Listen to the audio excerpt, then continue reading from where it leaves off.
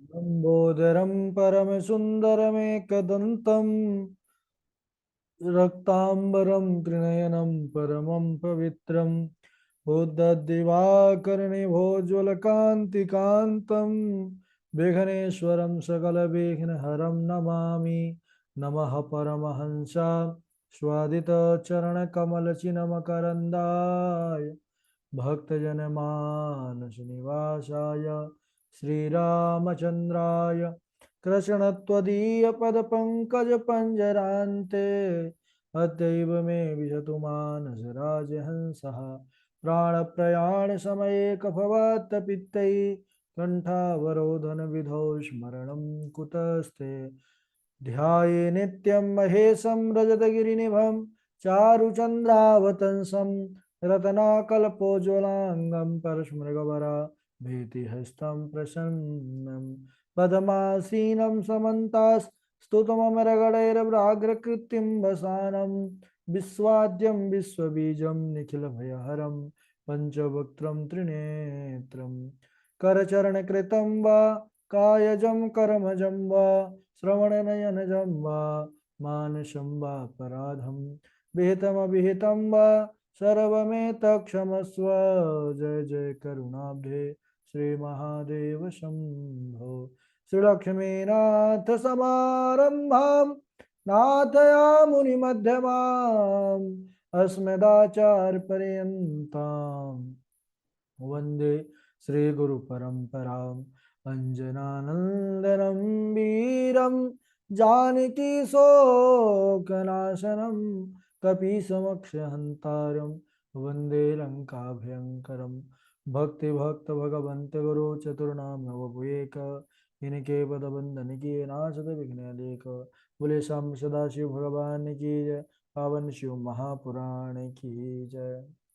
परम मंगलमय परात पर अखिलेश्वर अचिंत कल्याण गुणगण निधान सर्वेश्वर सर्वाधिपति श्रेष्ठ आचरणवान प्रजा के सुखदाता विज्ञान के पूर्ण ज्ञाता देवाधिदेव जगत नियंता जगदीश्वर पंच तत्वोत्पादक विश्वेश्वर मंगल करता श्री श्याम सदाशिव भगवान के पावन चरणारविंदों पर कोटशाह नमन नतमस्तक वंदन एवं अभिनंदन। शिव शंभु भगवान शिवाय का यह शब्द में विग्रह शिव महापुराण को कोटि कोटि प्रणाम। पराम्बा भगवती जगदीश्वरी शंकर शिव प्राण वल्लभा जगत जननी माँ जगदम्बा माता पार्वती जी के पावन चरणारविंदों पर कोटशाह प्रणति। समस्त भूतादिक श्री राममय सब जग जाने करहूँ प्रणाम जोरी जुग पाने। हम सबका यह परमो सौभाग्य कि यह शिव महापुराण का पावन कथानक तैयार करने के लिए हम और आप सब एक स्थान पर जुड़कर इस पावन शिव कथा मंदाकिनी पर अवगाहन कर रहे हैं, स्नान कर रहे हैं, गोता लगा रहे हैं। बड़ा ही पावन चरित्र पर बने हुए कल के दिवस में हम सबने श्रवण किया कि जो सर्वोत्तम व्रत है जिससे शिव जी बड़े प्रसन्न होते हैं। शिव जी के तो कई व्रत बताए गए हैं, लेकिन स्वयं शिव जी ने जिस व्रत की महिमा अपने जो है सती मैया पार्वती से करते हैं कि हे पार्वती, मुझे सभी व्रतों में उत्तम शिवरात्रि का व्रत है लगता है, और यह व्रत जो है मुझे बहुत प्रसन्न करने वाला है। फाल्गुन मास के कृष्ण पक्ष में यह व्रत होता है। जो व्रत का पालन करना चाहे, व्रत का नियम, उसके लिए कल विधान भी हमने श्रवण किया था कि प्रातः काल ब्रह्म मुहूर्त में जाग करके उठ करके नित्य कर्मों से निवृत्त हो करके और उसके बाद शिव मंदिर पर जाकर हाथ जोड़ करके प्रणाम करके उनका पूजन अर्चन करें, वंदन करें और निवेदन करें कि हे प्रभु, मैं आज से शिवरात्रि का व्रत आरंभ करना चाहता हूँ। तो इस प्रकार, और रात्रि में, शिवरात्रि में, क्योंकि रात्रि का महत्व है, नाम ही है शिवरात्रि, तो उस रात्रि में 4 प्रहर में 4 पार्थिव लिंग बनाकर सुंदर ब्राह्मणों के द्वारा भगवान शिव का अभिषेक करना चाहिए। और इसके बाद कहते हैं कि ब्राह्मणों को संकल्प, दक्षिणा, ब्राह्मण भोज आदि के द्वारा जो है प्रसन्न करना चाहिए, विसर्जन करना चाहिए।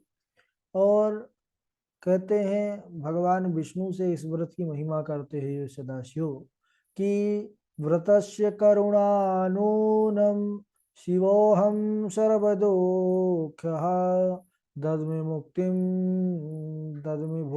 च मुक्तिं च सर्ववैवांछितं फलम्। तो इस व्रत से मैं भुक्ति मुक्ति और मोक्ष को भी प्रदान कर देता हूँ, ऐसा भगवान के वचन है।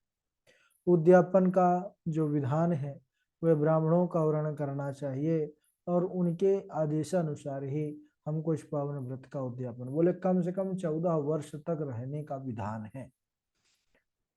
इसके बाद एक बड़ा पावन चरित्र आता है जो इस व्रत की महिमा का वर्णन करने वाला है। इस व्रत की विशेषता महिमा क्या है। सूत जी ने कहा कि हे ऋषियों, प्राचीन काल में एक वन प्रदेश में गुरुद्रोह नामक एक भील निवास किया करता था। अपना एक उसका कबीला परिवार था और उसका कार्य क्या था भील का, वह वन में अब क्या करे।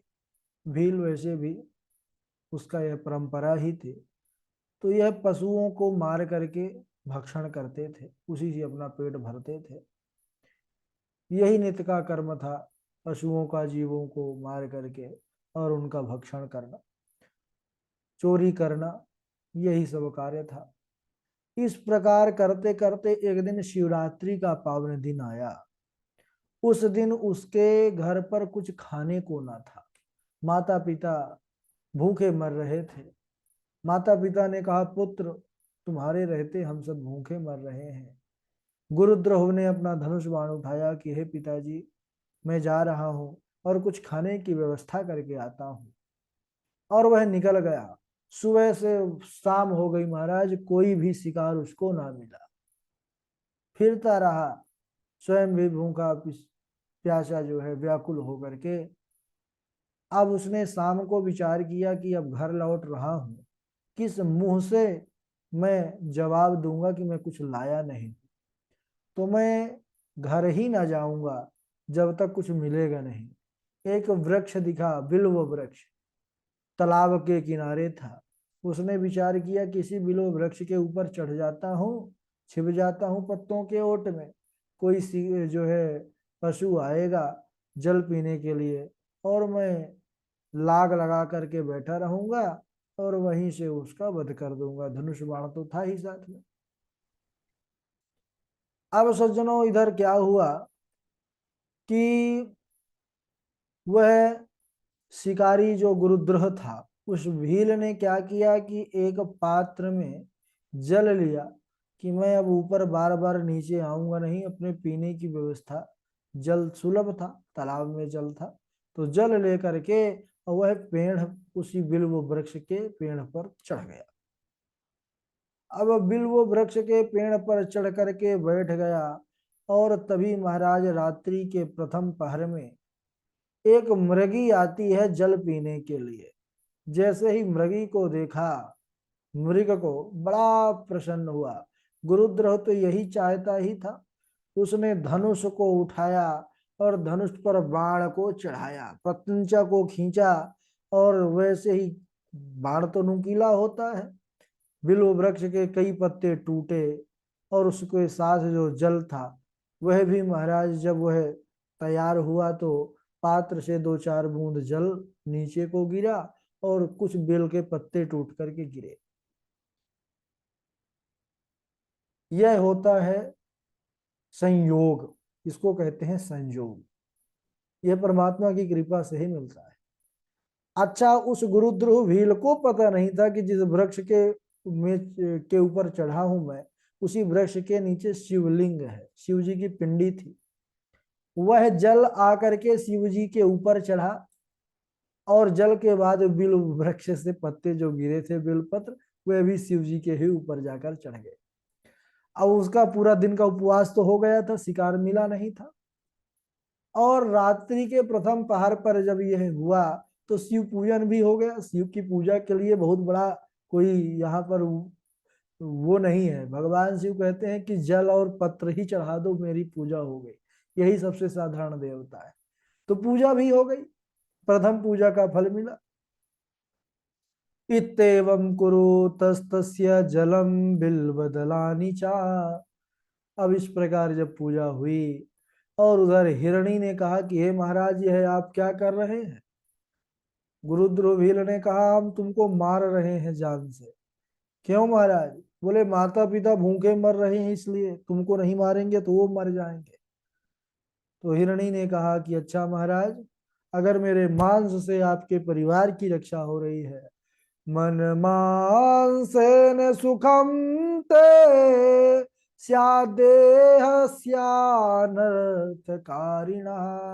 अधिकं किं महत् पुण्यम धन्याहं नात्र संशयः। हे व्याध, अगर मेरे मांस के द्वारा ही तुम्हारा कल्याण हो रहा है, तुमको सुख की प्राप्ति हो रही है, तो इससे अधिक पुण्य मेरे जीवन के लिए क्या होगा। धन्य है। यह है भारत भूमि, जहां पर ऐसे पशुओं की भी महाराज मनसा होती है, जहां परोपकार की जो बात है, परोपकार की भावना है, इन पशुओं में भी होती है। मैं निसंदेह धन्य हो जाऊंगी, इसमें संदेह नहीं है। क्यों? क्योंकि उपकार करस्यैव यत पुण्यम जायते तुभ्यः तत् पुण्यम शक्यते नैव वक्तुम वर्ष शतैरपि। बड़ा सुंदर भाव यहाँ पर आता है कि महाराज, उपकार करस्यैव यत पुण्यम जायते तुभ्यः, कहते हैं उपकार करने में जितना पुण्य की प्राप्ति होती है, उतना अन्य साधनों से महाराज सैकड़ों वर्षों में भी उस पुण्य फल की प्राप्ति नहीं हो सकती, जितना कि उपकार से भगवान प्रसन्न होते हैं। यही बात बाबा जी भी कहते हैं। क्या? परहित सरिस धर्म नहीं भाई, परहित सरिस धर्म नहीं भाई, परिपीड़ा श्याम नहीं आत्माई, पर पीड़ा सम नहीं आधमाई। बोले यह बात किसकी है? बाबा जी कहते हैं मेरी नहीं है। अरे निर्णय सकल पुराण वेद कर, निर्णय सकल पुराण वेद कर, कहूँ तात जा नहीं को वेद नर, कहूँ तात जानहु को वेद नर, परहित सरस धर्म नहीं भाई।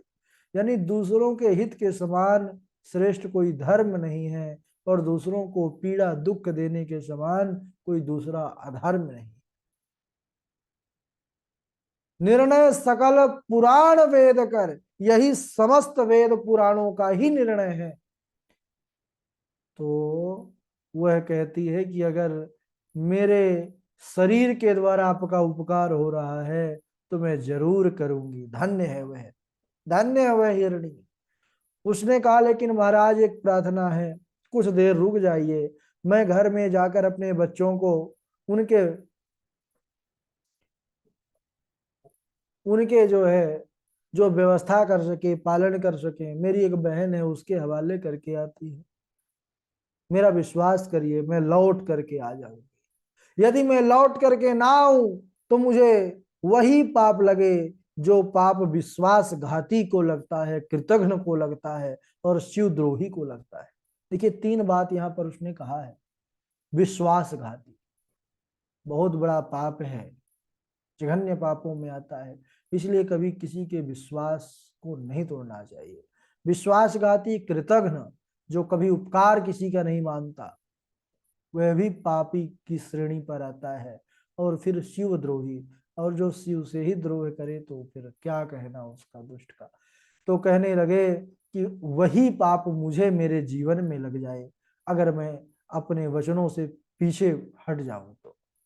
इस प्रकार विश्वास दिलाकर वह हिरणी जाती है सज्जनों, और जा करके बहन को ढूंढते ढूंढते पा गई और कहने लगी मेरे बच्चों को संभालो, और मैं जो है जाऊंगी, मैं इस एक भील से प्रतिज्ञा कर चुकी हूँ।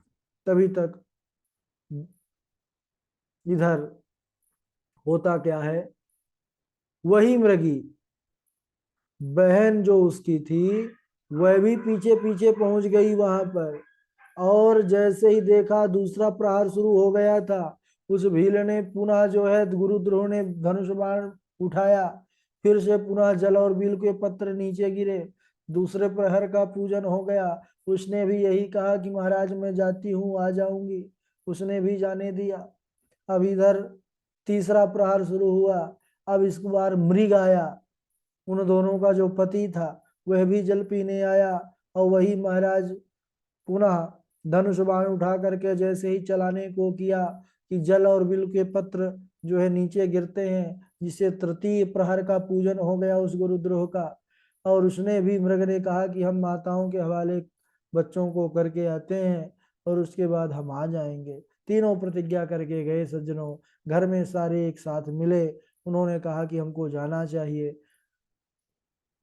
उन्होंने कहा हम जा रहे हैं, तुम लोग माता का रहना ठीक है, माता ही बच्चों का भविष्य देखती है, बनाती है। माताओं ने कहा महाराज हम आपके बिना हमारा जीवन ही व्यर्थ है, तो हम तो पति के साथ ही चलेंगे।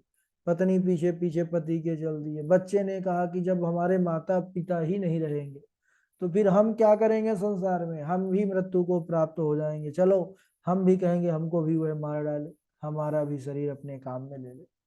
सारा जो झुंड था हिरणों का पहुंच गया भैया।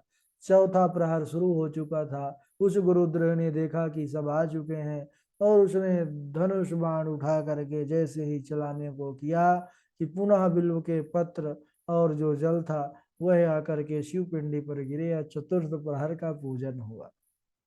चतुर्थ प्रहर का पूजन हुआ नहीं कि महाराज मनसा बदल गई, बुद्धि बदल गई, विवेक की प्राप्ति हो गई, गुरुद्रोह का जीवन बदल गया।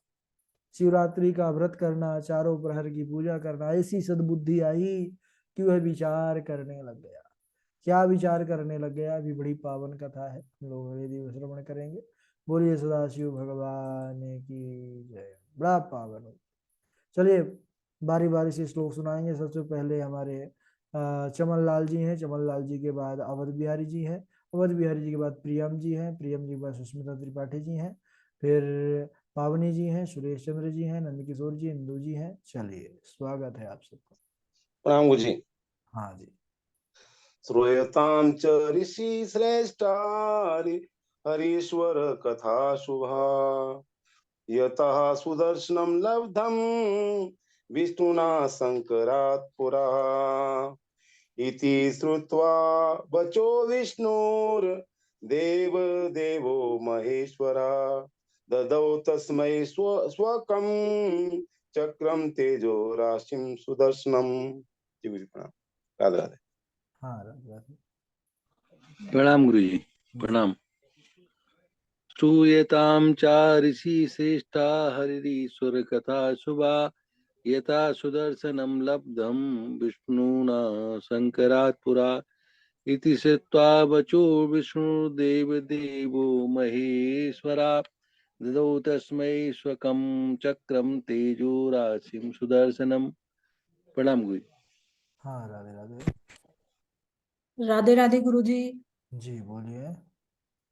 श्रूयताम च ऋषिश्रेष्ठा हरीश्वर कथा शुभा यथा सुदर्शनं लब्धं विष्णुना शंकरात् पुरा इति श्रुत्वा वचो विष्णुर्देवदेवो महेश्वरा ददौ तस्मै स्वकं चक्रं तेजोराशिं सुदर्शनम्।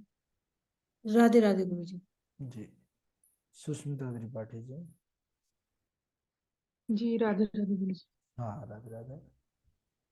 प्रीतां च ऋषि श्रेष्ठा हरीश्वर कथा शुभा यथा सुदर्शनं लब्धं विष्णुना शङ्करात् पुरा इति श्रुत्वा वचो विष्णुर्देवदेवो महेश्वरः ददौ तस्मै सुखं चक्रं तेजो राशिं सुदर्शनम्।